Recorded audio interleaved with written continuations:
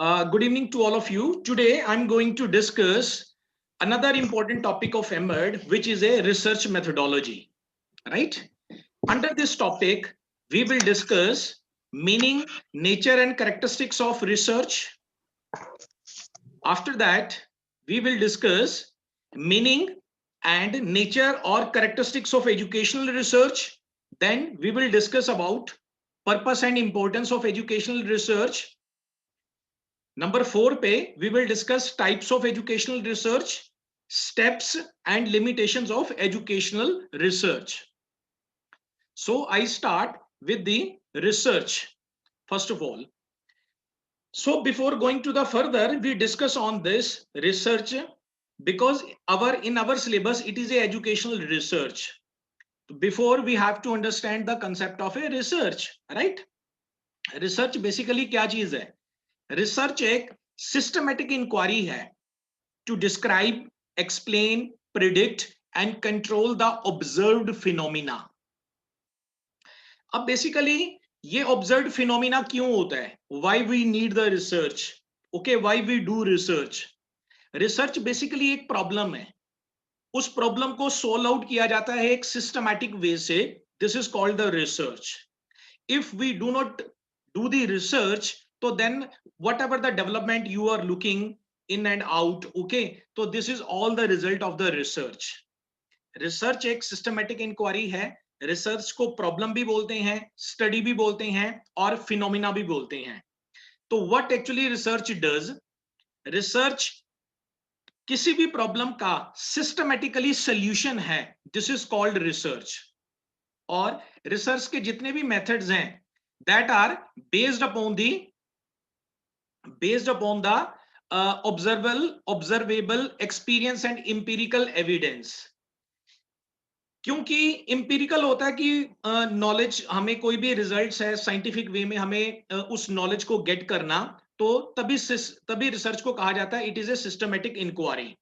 Okay, जैसा कि मैंने लास्ट में लिखा है, देखिए, research is a planned, systematic, objective and critical inquiry using a variety of well organized techniques and methods and directed towards the solutions of the problem.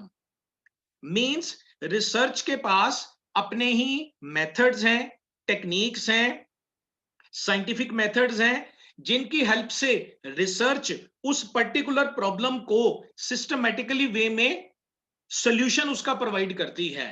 और in fact predictions का भी काम रिसर्च ही करती है, राइट? सो हम नेक्स्ट स्लाइड पे जाते हैं. नेक्स्ट स्लाइड है हमारी nature and characteristics of research. Research का अब नेचर क्या है और इसका कैरेक्टरिस्टिक्स क्या है?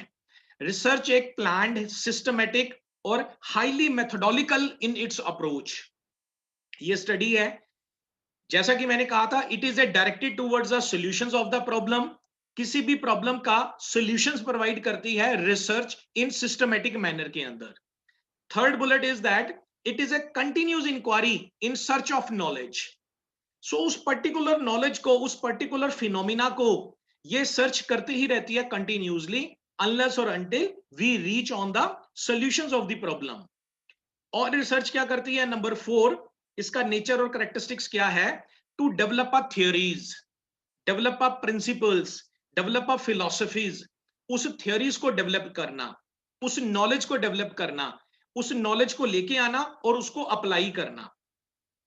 और रिसर्च के जितने भी मेथड्स हैं वो सारे के सारे साइंटिफिक मेथड हैं.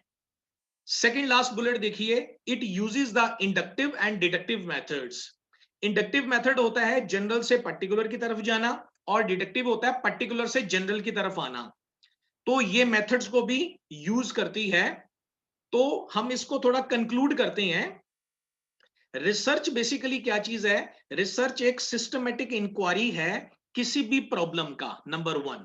नंबर 2, रिसर्च हमें पर्टिकुलर प्रॉब्लम का सॉल्यूशंस प्रोवाइड करती है, सेकंड. नंबर 3, रिसर्च के पास अपने मेथड्स हैं, साइंटिफिक मेथड्स हैं, टूल्स हैं, टेक्निक्स हैं, जिनकी हेल्प के ऊपर रिसर्च उस पर्टिकुलर प्रॉब्लम का सॉल्यूशंस प्रोवाइड करती है और प्रेडिक्शंस करती है उसका.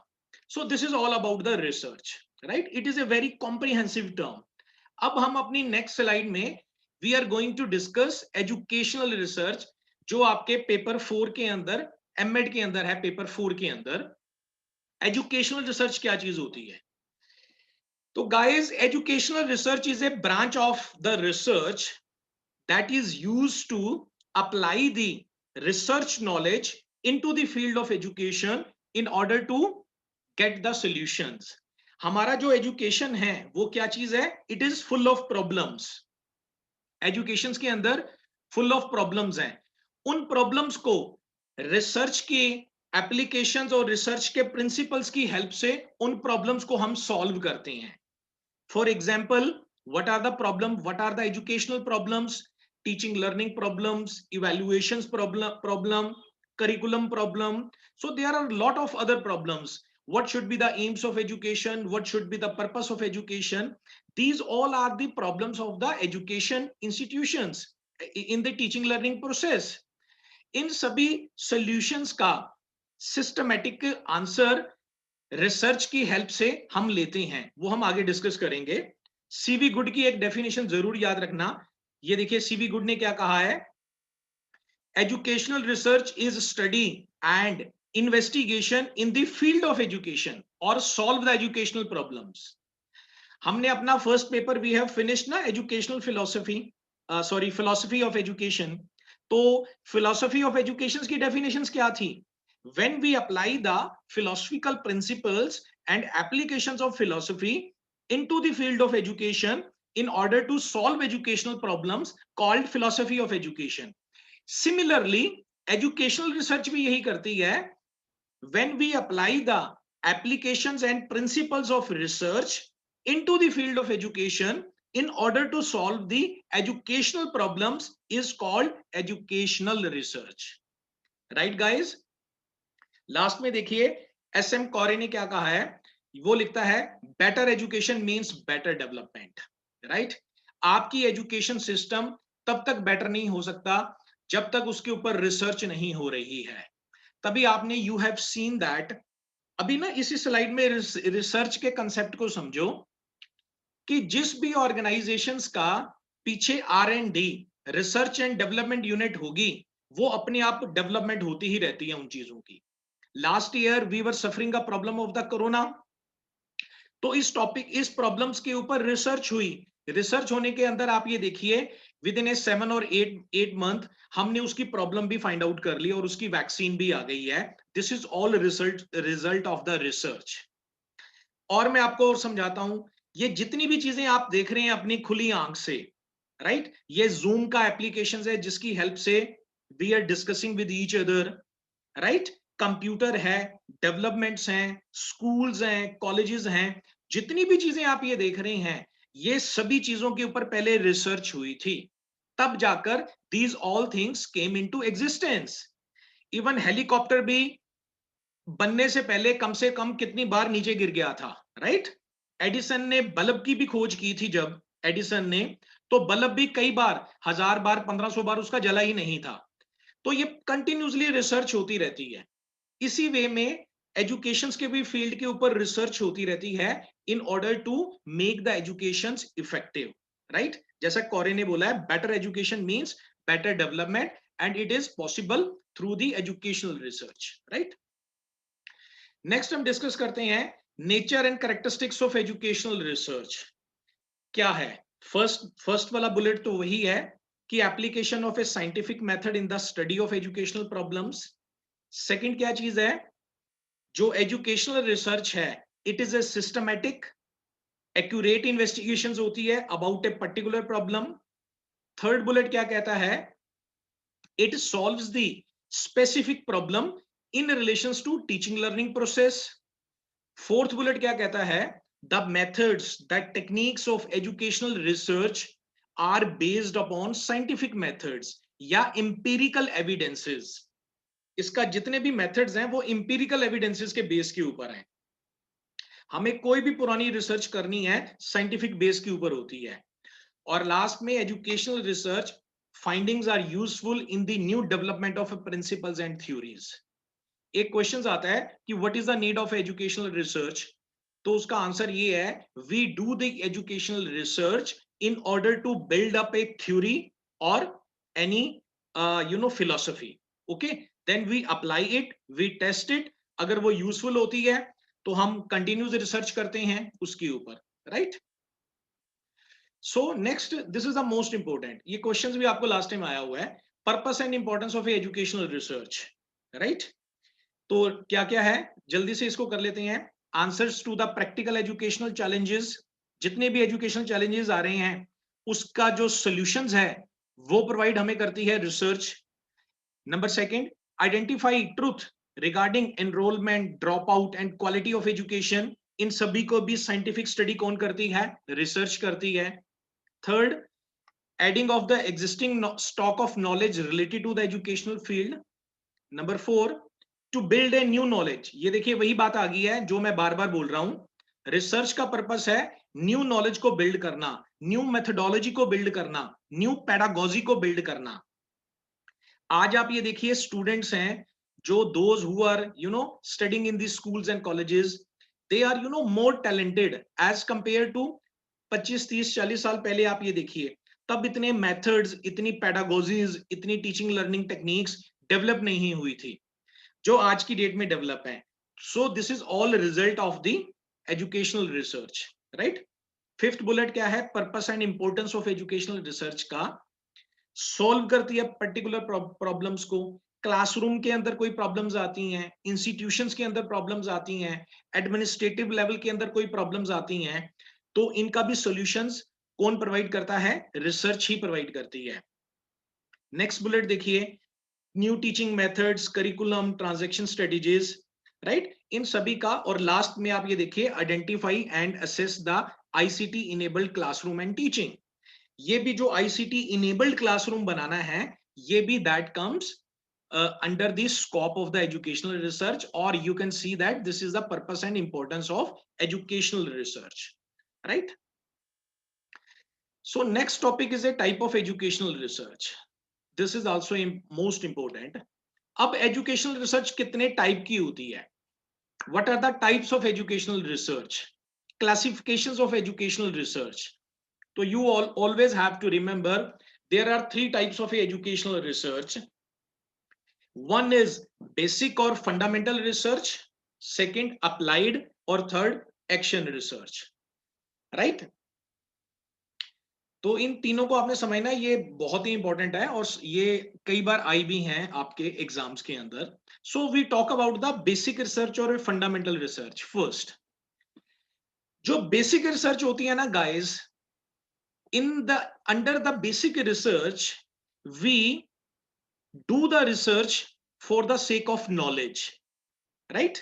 Whatever the knowledge we have to get in relations to the education, we do the basic research or a fundamental research। जैसे कि नेक्स्ट स्लाइड के अंदर है मेरा, देखिए, it is mainly done to obtain theoretical knowledge। Basic research या fundamental research क्या करती है? what it does, the purpose of basic or fundamental research is generations of new knowledge for the sake of knowledge, right? It builds a new theories, new knowledge that comes under the basic or fundamental research, right? लेकिन under the basic और fundamental research के अंदर जो methods use किए जाते हैं ये mostly regret research methods होते हैं, like experimental method, descriptive method, historical method. Okay, कोई हमें we have to do any historical research, okay, find out करना है कोई 300-400 साल पहले की बात, राइट? तो we take the help of the historical methods, right? तो even we have to see any cause and effect, तो then we use the experimental method. तो under the basic or fundamental research we use such kind of a methods in a controlled laboratory conditions, okay? और educations में देखिए last में I have written that this research is useful in the field of education such as motivation, reinforcement, right? Concept of formulations of a learning। so हमें how we have to provide the motivations to the students, okay, reinforcement कैसे करनी है, तो ये सारे के सारे भी टॉपिक्स हैं जो आते हैं that comes under the basic और a fundamental research। क्लियर हो गया? 3 टाइप्स ऑफ रिसर्च थी, बेसिक या फंडामेंटल रिसर्च, सेकंड है अप्लाइड रिसर्च, थर्ड है action research. Okay, so first basic और फंडामेंटल रिसर्च में what we do, we generate a new knowledge for the sake of knowledge. Under a basic or fundamental research, we build a theory. अभी याद रखो, basic या fundamental research में theory build हुई है, कोई नॉलेज नहीं आई है, लेकिन we didn't apply yet. Where we apply under the, next slide आ गया, अप्लाइड रिसर्च। तो whatever the knowledge, whatever the theory, whatever the research we have built, we have developed under the applied या fundamental, under the basic or fundamental research, we apply that theory in the applied research, right? जैसा कि मैंने ये देखा है, देखो first bullet ये देखिए, the fundamental knowledge is then used by the applied scientists and engineers, for example, to make improvement. अब whatever the research we have done under a basic or fundamental research, we apply that research with the help of a applied research. तो applied research क्या कहती है कि वो जो product, वो जो थ्योरी हमने we have find out under the basic research, whether it is useful or not useful, we do with the help of this applied research, right? Number third आ गया action research. This is a most important, this is a third type of action research. ये क्या करती है, just to understand the first line, action research directly addresses the problem of the division between theory and practice, provide immediate solutions. Means whatever the theory या philosophy या whatever the research we have done under a basic research, and when we apply that basic research into the applied form, into the applied research, and whatever the problems we are getting, जो भी हमें problems आ रही हैं जब हम apply करते हैं, तो that comes under action research. तो एक्शन रिसर्च जो टाइप है एजुकेशनल रिसर्च की, ये सब्जेक्ट क्या करता है, एक्शन रिसर्च टॉपिक क्या करता है कि जो भी थ्योरी जो बिल्ड हमने कर ली है बेसिक रिसर्च में, और अप्लाइड रिसर्च हम अप्लाई कर रहे हैं, और when during the applications we are facing some problems, we find out that problems under the action research, right? और एक्शन रिसर्च क्या करती है, it provides the immediate solutions to the problem, immediate solutions. okay, mostly schools और schools के अंदर teachers जो होते हैं, they apply the action research. okay, suppose one teacher is teaching in the class, 1 week he teaches and after a 1 week he conducts a test. तो test जब evaluate होता है, देन ही कम्स टू नो, ओके, कि भाई जो मेरा lecture था कितना को यूजफुल है बच्चों के लिए। तो mostly action research is done in the schools and colleges, और action research provide the immediate solutions to the problems, right guys? अब है areas of action research in education. ये देखिए, teaching practice, behavioural problem, co-curricular activities, administration and organisation और evaluation, right? इन सभी के सभी जो मैंने पांचों चीजें लिखी हैं, इसमें क्या होता है, immediate solutions to the problem provide की जाती है। सपोज टीचिंग प्रैक्टिस, बच्चे कोई टीचिंग प्रैक्टिस के अंदर उनको प्रॉब्लम आ रही है, तो टीचर्स क्या करता है, उनको बताता है you have to teach like that, उनको स्किल्स सिखाता है। कोई बिहेवियरल प्रॉब्लम है, सो ये सारी की सारी प्रॉब्लम्स है, ये सारे 5-6 पॉइंट्स हैं, that comes, these are the problems that comes under the educational process, and these problems we solve with the help of the action research, right? अब आ गया नेक्स्ट टॉपिक है हमारा, steps in the educational research. Educational research के steps क्या हैं guys, this is the most important. और जो आपका लास्ट पेपर 4 के अंदर which you are suppose to submit a thesis, वो थीसिस के भी ये 7 चैप्टर्स ही होते हैं, right? These are the steps in the educational research. Number 1, first step क्या है, we identify the problem, identify and defining the problem, right?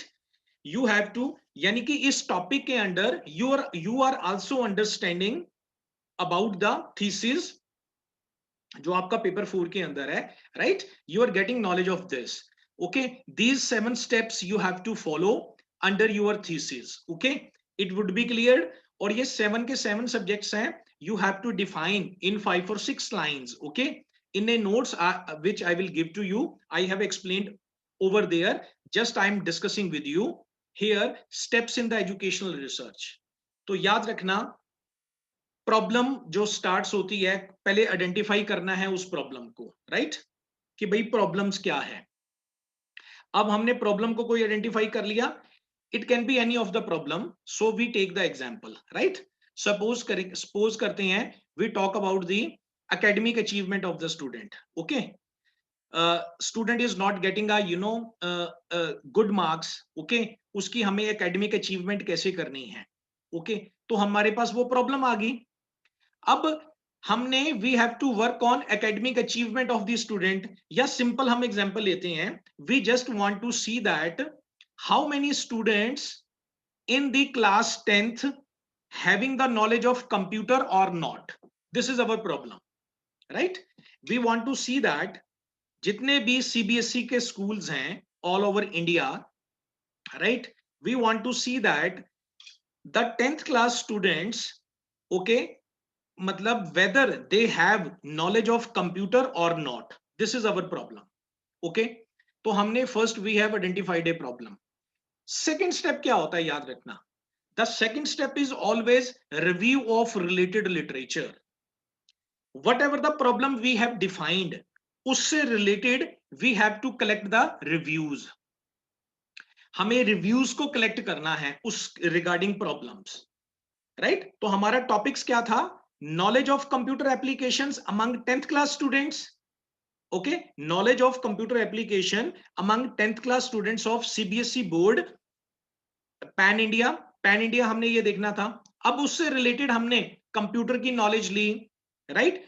अब इसके अंदर वेरिएबल्स कौन से आ गए हैं? वेरिएबल्स आ गए हैं computer knowledge, 10th class students, right. तो इन सभी से related we will collect the reviews, हम रिव्यूज को कलेक्ट करते हैं, right, review of related literature. Third step is the formulations of hypothesis. Hypothesis क्या चीज होता है? हाइपोथेसिस होता है एक tentative guess, okay. Suppose we assume that, assumptions को बोलते हैं hypothesis. Hypothesis mean assumption, tentative guess. We assume that कि 10th class students, boys of the 10th class students having computer knowledge more than the girls. This is our hypothesis, okay. And second hypothesis we create कि at least 80% students of the 10th class of CBSE board having a good computer knowledge, superior computer knowledge. ये हमने we have built two hypotheses, okay, and we will check with the help of research tools. Fourth number के ऊपर steps क्या होगा हमारा? Fourth steps होता है preparation of a research methodology, research design. इसको बड़ा अंडरस्टैंड करो, इसको हम डिस्कस भी करेंगे दोबारा फिर इसको एक बार, ओके, क्योंकि दिस इज द इंपॉर्टेंट। तो हम एक रिसर्च डिजाइन, हम रिसर्च मेथोडोलॉजी तैयार करते हैं। अब हमारा टॉपिक क्या था कि knowledge of computer applications among 10th class students of CBSE board. तो हमने उनकी नॉलेज, we have to check the computer knowledge, तो we prepare a one questionnaire, means 20-25 हम क्वेश्चंस हम प्रिपेयर करते हैं। This is called a questionnaire in order to check the computer knowledge of the 10th class students, right. Either we can prepare the questions by ourself, या we can take this questionnaire, standardised questionnaire, already किसी ने develop कर चुके हैं, right, number one. Second, अब हमें all over India के students, जो 10th क्लास के स्टूडेंट्स हैं, उनका हमें डेटा कलेक्ट करना है। तो अभी इतना बड़ा इंडिया है, कितना टाइम है, there is a lot of time needed, lot of money is needed, right. तो what we do, we take a sample. अब इन इंडिया के अंदर देयर आर 30 स्टेट्स, ओके। तो रैंडमली हम क्या करते हैं, we pick only 5 states, right, 5 states pick कर लिए। अब under a 5 states there are many districts, तो randomly we pick the 5 districts। तो under a one districts there are many CBSE schools, तो randomly we again pick the 5 और 10 schools. तो हमारा देखो डेटा डीलिमिट होता जा रहा है ना, दिस इज कॉल्ड सैंपलिंग। अब हमने क्या कर दिया, we have reduce the problem, right, reduce the research methodology. our problem was to check the knowledge of computer knowledge of 10th class students of CBSE board across India, right? So in India there are 30 states, randomly we pick the five states, and under a one state there are many districts, randomly we pick the 5 districts, and under a one districts there are many villages, we randomly we pick the 5 village or 5 cities, and under a one city there are many CBSE schools, randomly we pick the 5 or 10 CBSE schools and we visit over there and we collect the data। याद रखना वो जो 5 या 10 schools हैं state के under, district के अंदर, village के अंडर या सिटी के अंडर सीबीएसई स्कूल, वो जो 5 या 10 स्कूल्स हैं that represents the whole India, वो पूरे के पूरे इंडिया को रिप्रेजेंट कर रहे हैं। This is called the sample, that comes under the research design, right.